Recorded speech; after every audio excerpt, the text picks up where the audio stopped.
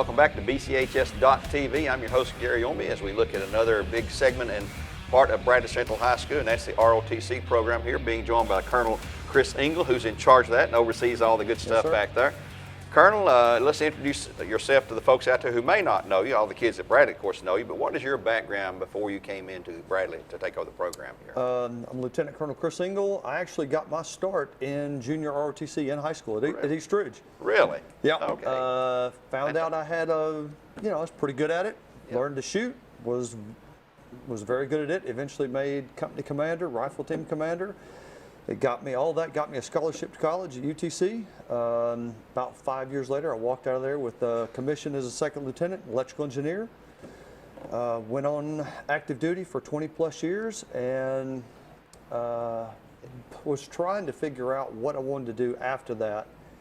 And I was doing some contracting work, making a boatload of money doing contracting, but I was bored out of my mind. And then I remembered a conversation me and a buddy of mine had about the ROTC thing, and I said, "That's it." There you go. That was the trigger. So I got certified and got hired on at East Jackson in Georgia. Did that for a couple years, and then I wanted to get back closer to home. This job opened up. I applied, interviewed for it, got it. How long have you been here at Bradley now? I'm starting my 8th year here. Really? Golly, man, I just can't believe Time flies, that. doesn't it? That's amazing. Who helps you back? Who's your assistant? Sergeant Wright, Sergeant First Class Roger Wright. He's the Army instructor, the AI. I'm the SAI, Senior Army Instructor. Okay. And we have been working together basically since I got here. He started up the program when it was nothing. And then Colonel Pete Moore came in for a year, but it wasn't for him apparently. And then I took over for him. And me and Roger's been working very well together for the past 8 years. Well, you mentioned something I want to go back to. You mentioned that at East Ridge you excelled at the ROTC there, got you a scholarship. Talk about how that could lead kids at Bradley into that same type of scenario where they excel here and can move on and so forth. And granted, you don't have that many kids going into the officer program. It's a very tough program. I don't know what the percentages are off the top of my head. But the majority of the kids that we have end up enlisting. And if you do ROTC for 3 years, when you go into the Army or Navy or Air Force or whatever it is that you do, if you make it through basic and then make it through your job school, AIT or whatever they call it, you get an extra rank up. And since you've done 3 years of ROTC, you don't have to go to basic training. I advise it, but you don't have to, because really, what are they going to teach you that we haven't already done? Right. So, right. Yeah. Right. Wow, that's interesting there. Okay, here at Bradley Central, ROTC, I'm an incoming student. Can I be involved in ROTC from day one as a freshman? Absolutely. So Absolutely. All you have to do is just go to the counselor, sign up. It's just like any other class. Okay. Just like any other class. You sign up for it. It is.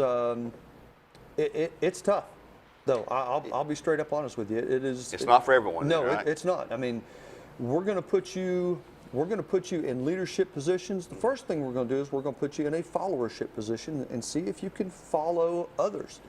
And that's one of the things that that most kids either excel at or they have a really hard time at is both the leadership and followership part. It's, there's a question I always ask my kids: are leaders made or they're born? And the answer is a little bit of both. And some really take to it really well. But it's not just the leadership and the followership. Yes, it is a cadet-led organization. Yes, we have students leading other students, but it's a little bit of everything. We go through basic drill and ceremonies, kind of Army 101 stuff, and we get into the physical part. We're going to get you in shape. Some of my kids have lost 40, 50, 60 pounds really over the last couple of years. Yeah, they came in a little heavy, but they got active, and next thing you know, man, they're slim and trim, lean and mean. Dedicated and enjoying that, obviously. How many students do we have enrolled in the program here? Right now, just shy of 150. The first semester will range anywhere between 140, and we've seen as high as 180. And so we try to keep the first semester somewhere in the 150 mark.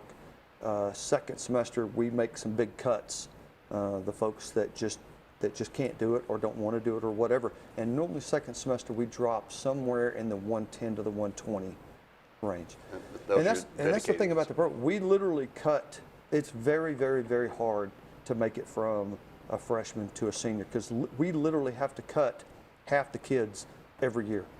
If Sergeant you Wright got the best of the best when you're a senior. absolutely. If Sergeant Wright starts with 90 kids, there's no way I can take 90 kids to my class, because I teach 10th, 11th, and 12th grade.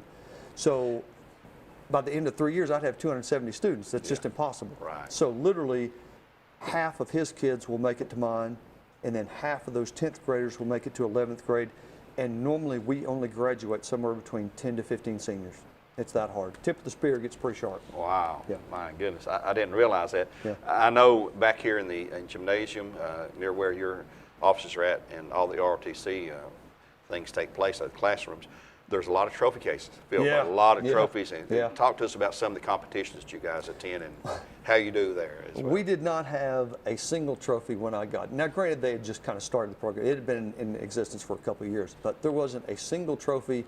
And my first year, we won one, and we ended up winning the league shootout, the rifle league shootout. Man, I was just so proud of those kids. They worked their tails off. I mean, they were at practice all the time, and lo and behold, they ended up winning the league shootout. Wow, We were beating schools, and we're still doing it, that have been around for ROTC programs for 40, 50 years. Yeah. And we won the league shootout our first year, and we won it 5 straight years. Wow, that'd make you proud. Oh my God, we won a state championship in 2015. We were rated 6th in the nation. Really? And the next year we were 10th in the nation as far as, and we have. That's the elite competition. Oh, absolutely, absolutely. And we have a Raider team. That's kind of like the Army Rangers. If you've ever seen American Ninja Warrior, you know, these crazy guys doing all these obstacles and stuff. We've built a great obstacle course up there. I was going to ask you about that. Yeah, I mean, it's hard. I mean, we're out there training. In fact, I mean, we got Raider practice today. It's going to be 90+ degrees out there. We're running. Kids are getting in shape, but I love it too. I mean, I was out there running this morning trying to keep up with these kids. I've seen guys, students, and it's co-ed too, girls and guys. Absolutely, come in. And absolutely. I've seen them come in after they've been on an obstacle course. Boy, they're exhausted. They're sweaty. Absolutely. I said, well, how was it? Well, it was hard, but man, we like it. Yeah, that's what we want to do. You know. And a few years ago, one of the things I wanted to do when I got here was start a good Raider program. I knew little to nothing about Raiders and what it. So I talked to a lot of people and kind of figured out some things. Our first year, I think we only had like 15 total people. We didn't have even enough guys to make one Raider team. So one of the girls had to, Bethany Adams, she did great. And we kept improving, getting bigger and bigger and bigger. And a couple years ago, we actually started an all-female Raider team, and we've had an all-female Raider team for the past 3 years. Yeah. And right now, to be honest with you, at our last practice, we had one more female out there practicing than we did guys. We had 23 girls out there practicing and 22 guys. So it's fantastic, man. I love to see everybody get involved in this. Well, we see your guys all over campus and the girls all over campus doing their things there. Talk about upcoming events now. What do you have down the road this school year that's going to be taking place? We're always doing, in fact, we just got through with the VA groundbreaking ceremony. We had 30, 35 kids out helping with parking and all sorts of stuff. There's a thing called the Cowpea Festival that we help out with. We do the parade. We lead the parade. Our colors lead the parade, and our whole ROTC unit leads the parade. We do so much community service stuff. It is just unbelievable how much. I mean, that's the big part of RO is helping the community. And the kids enjoy getting off campus and do things and show what they can do. Absolutely. And you know, later on this year, we'll take a trip to Ottawa and we'll do a rappelling day. But you got to be passing all your courses, and you know, I mean, we literally, there's 35-foot tower, and the kids learn to rappel. They get over their fears and things of that nature.